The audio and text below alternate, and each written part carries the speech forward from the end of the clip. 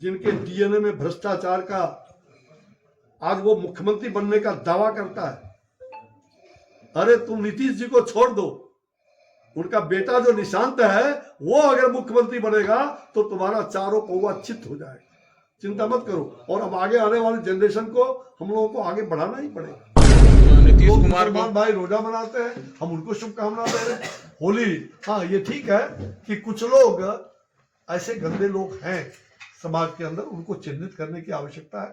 जो गलत लोग हैं वो बख्शे नहीं जाएंगे। जो लोग जिसका डीएनए में ही भ्रष्टाचार है वो देश का और बिहार का मुख्यमंत्री बनने का ख्वाब देखता है। ऐसे लोगों का ख्वाब बिहार में कभी भी नहीं होगा। और मैं तो हंसी में कभी कभी कहता हूँ, होली का वक्त है, मैं कहता हूँ अरे नीतीश भाई तो बहुत बड़ी बात है। नीतीश जी तो बहुत बड़ी बात है, जिन्होंने राजनीति में एक शुचिता का व्यवहार को उन्होंने पता ही होगा। जहां तक आपने कहा कि आपने जो प्रश्न किया है चुनाव को लेकर, चुनाव को लेकर, भाई चुनाव तो होगा, जरूर होगा, जल्द होगा। और मुझे लगता है कि चुनाव में फिर से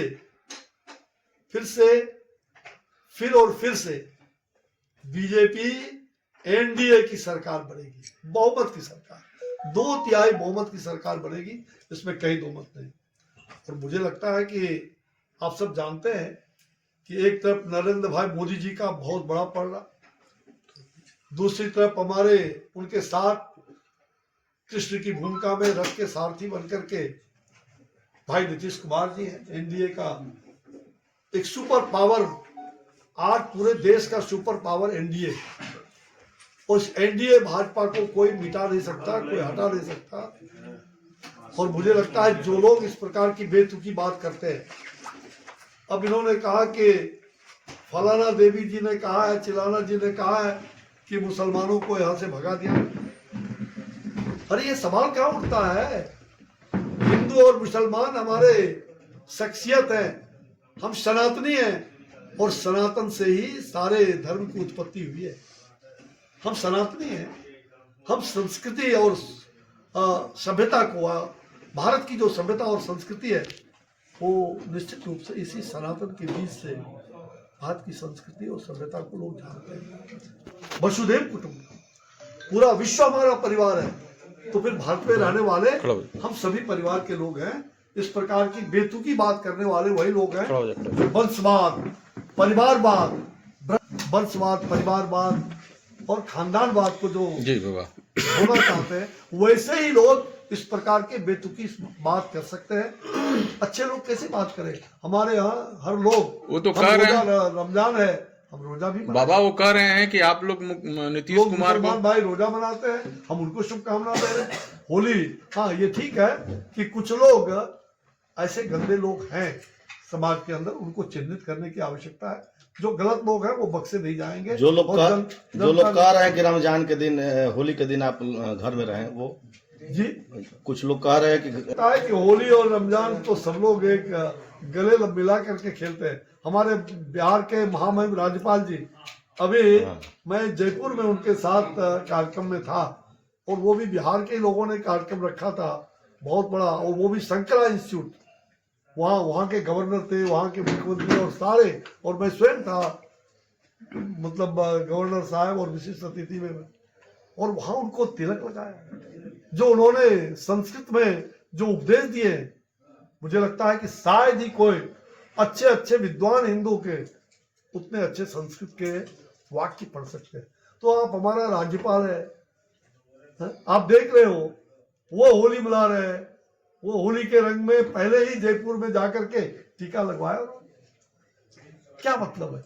मुझे लगता है जो भारतीय संस्कृति के पुरोधा होंगे, जो भारतीय सनातनी है, वो हमारे हैं। और जो सनातन संस्कृति को गाली देने वाले हैं, जो सनातन का अपमान करते हैं, ऐसे लोग कभी भी वो हिंदुस्तानी नहीं हो सकते। इसमें कहीं संत समाज, आज आप कह सकते हैं कि देश के अंदर जो पंडित पुरोहित है, जो दूसरे के लिए जीता है, समाज के अंदर सबका ग्रह गोचर अपने ऊपर ले लेता है। आज पुरोहितों की हालत माली हालत है। अब बड़े बड़े मंदिरों में, चाहे बाबा बैद्यनाथ हो, द्वादश ज्योतिर्लिंग हो, परमेश्वर नाथ हो, रामेश्वर नाथ हो, काशी विश्वनाथ हो, सोमनाथ हो, जितने बड़े बड़े मंदिर हैं, वहाँ के पुजारी, वहाँ के जो पंडित हैं, पंडा है, उनके हालात क्या है कि आज उनको चढ़ावा भी वो ट्रस्ट ले जाते हैं, और ट्रस्ट के लोग क्या करते हैं ये सबको पता है। पंडित जो घर घर गए, गांव गांव में पुरोहिती करता है, आज उसकी क्या हालत है, उसके बच्चों की क्या हालत है। और मैंने ये सवाल उठाया समाज के साथ, मैंने आज नहीं, इमरजेंसी आई है, जब कोविड का हालात था, सारे मंदिर बंद थे, और उस समय पंडित भूखे सड़कों पर भीख मांग रहे। मैं समाज के अंदर जो समाज के लिए जीता है, मैं जाति और धर्म पर नहीं जाता हूं, जो समाज के लिए जीता है, समाज जरूर ही और सरकार उस पर ध्यान देनी चाहिए। और मैंने ये सवाल उठाया है देश के सामने कि निश्चित रूप से वो पंडित पुरोहित जो रोजगार करता है, उनके लिए दूसरा कोई साधन नहीं। ऐसे पुरोहित करने वाले जो परहित करता है, ऐसे पंडितों को, पुरोहितों को, जो भी समाज के अंदर ऐसे लोग हैं, हमारे सनातनी हैं, वो सनातन संस्कृति की रक्षा करने में लगे हुए हैं, तो ऐसे लोगों को निश्चित रूप से केंद्र और राज्य सरकार उन्हें मानसिक रूप से भी उनका उत्पीड़न ना हो, और उनको परिवार चलाने के लिए, बच्चों को अच्छी पढ़ाई देने के लिए उनको निश्चित रूप से कुछ न कुछ उनको ऐसी व्यवस्था करनी चाहिए जिससे वो परिवार चला सके। उसके लिए कोई मानधन हो, ये ट्रस्ट के माध्यम से उनको चढ़ा। मैंने देखा देवघर के मंदिर में एक 5 रुपया चढ़ा रहे थे उस डब्बे में लोग, और उस 5 रुपये पर मतलब लगता था सारे लोग हाथ फैला करके और उसको खींचना चाह रहे थे। मैंने वो दृश्य देख करके मेरे आंखों में कि आज क्या हो गया है, आज पंडित भूखे हैं, भूखे हैं। ये मांग कर रहे हैं आप? मैं मांग नहीं, मैं कह रहा हूं ये सच्चाई है, और ये मांग पूरे देश के स्तर पर भी हर राज्यों में जहां जहां बड़े बड़े मंदिर हैं और गांव गांव में जो मंदिर है, उस मंदिर को, जो शिवालय है, उसको तभी बचेगा जब पंडित और पुरोहित बचेगा। 6 दिनों से बाबा भारत की संस्कृति और भारत की सभ्यता, सनातन धर्म, उसकी रक्षा करने के लिए यहाँ के देशवासियों ने हर कुर्बानी दी है। लेकिन पंडित और पुरोहित जो समाज को उपकार का काम करता है, जो संस्कृति का रक्षा करने में लगा है, जो भगवान का पूजा करके दूसरों को पुण्य दिलाता है, आज वही उसकी हालात, माली हालात हो गई। ऐसे लोगों को जरूर कहीं न कहीं राज्य और केंद्र सरकार को अविलंब विचार करके उसकी समिति बना करके और शीघ्र ही ऐसे लोगों को कोई मानधन की आवश्यकता है। आज ये समय की पुकार है। बाबा 6 दिन करने वाले लोग हो, राजनीति करो, लेकिन राज करो, नीति धर्म का पालन न करो। किसी को गाली देने से तुम बहुत महान हो जाओगे। अरे वो एक सनातन चेहरा है, एक युवा है, जो भारत के प्रधानमंत्री जी भी उस युवा को प्रोत्साहित करते हैं और वहां जाकर के उनके अच्छे कामों को समाज के अंदर लाने का काम कर रहे हैं। किस बात का उनसे द्रोह, कैसा द्रोह? इसलिए कि वो सनातनी चेहरा है, इसलिए कि वो सनातन की रक्षा के लिए आगे बढ़ रहे हैं। और मैं तो आपकी जानकारी के लिए जल्दी, मैंने सितंबर महीने में ही आह्वान किया था कि मैं सनातन संघ भारत का जन अभियान चलाऊंगा, और उस समय कई संतों को मैंने आमंत्रित दिया था, कई सांसद मंत्री को आमंत्रित दिया था, लेकिन कुछ कारण से उस समय तक हमारी वो किताब सनातन संघ भारत पूरा नहीं हुआ था। अब वो किताब लगभग पूरा हो चुका है, और जल्द ही मैं अगले कुंभ में ये करने की तैयारी थी। योगी आदित्यनाथ जी और सारे संतों की व्यस्तता के कारण वो काम नहीं हो पाया था, और मैं स्वयं सनातन संघ भारत जन अभियान में निकलूंगा, और आज की युवा शक्ति को, छात्र शक्ति को ये बताने के लिए कि यही सनातन तुम्हारा बीज है, ये सनातन को मत मिटाओ।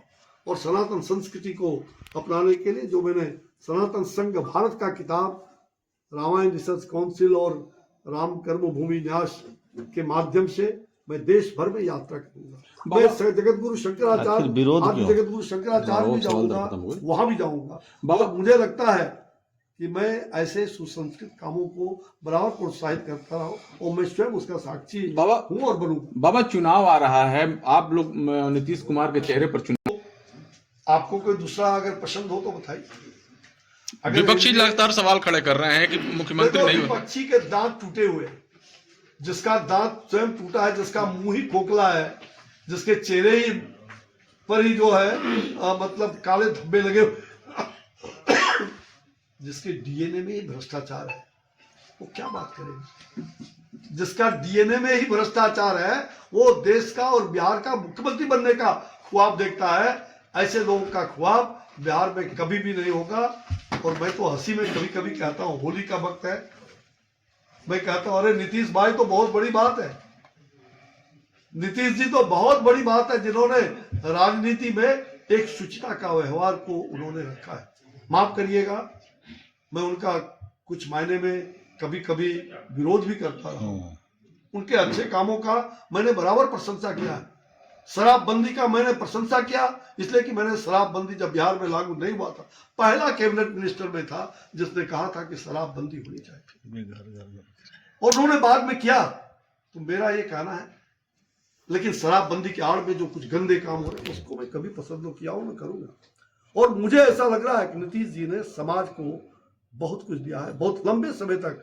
मुझे लगता है बिहार में इतने लंबे समय तक शायद ही कोई मुख्यमंत्री रहा है, और शायद क्या नहीं रहा है, वो पहला इस प्रकार के मुख्यमंत्री है जो सबके चाहते हैं, सब लोग चाहते हैं, तो इसलिए वो पसंद तो है ही। हाँ, लेकिन मैं होली के वक्त में कुछ सुल्फा आप लोगों को छोड़ दूं तो कोई बात नहीं, इसको होली समझना। मैं तो कहता हूं ये जो जिनके डीएनए में भ्रष्टाचार का आज वो मुख्यमंत्री बनने का दावा करता है, अरे तुम नीतीश जी को छोड़ दो, उनका बेटा जो निशांत है वो अगर मुख्यमंत्री बनेगा तो तुम्हारा चारों पौवा चित हो जाएगा, चिंता मत करो। और अब आगे आने वाली जनरेशन को हम लोगों को आगे बढ़ाना ही पड़ेगा। ठीक बाबा।